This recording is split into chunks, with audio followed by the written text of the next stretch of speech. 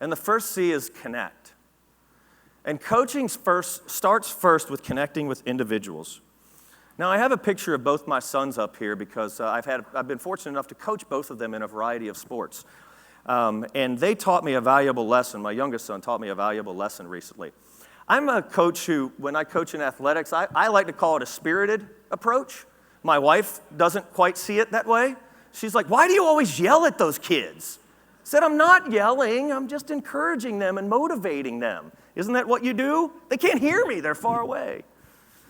My oldest son, when I coached him in basketball and football, he was the type of kid that you could really challenge, that you could really push. I could yell at him, and he would go out and he would work harder.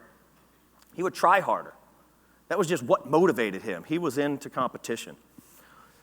Well, so I do what a typical dad does. I coach one boy one way, and then I, of course, do the same thing for the next one because it's what I know, it's what you do, it's going to work. And then I'll never forget one day driving home from a football practice with my youngest son, and it was a particularly energetic practice. I was particularly spirited at the time, and we were driving home, and it was quiet. My youngest son looked over at me, and he said, Dad, he said, I don't like when you yell at me. It doesn't help me. And for anybody who's a parent, if you hear something like that from your kid, it'll change your life. It changed my life. It changed my life because I'm like, I am such a knucklehead.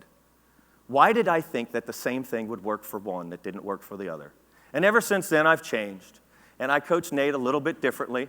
But he taught me the idea and the importance of connecting first as an individual before I do anything else.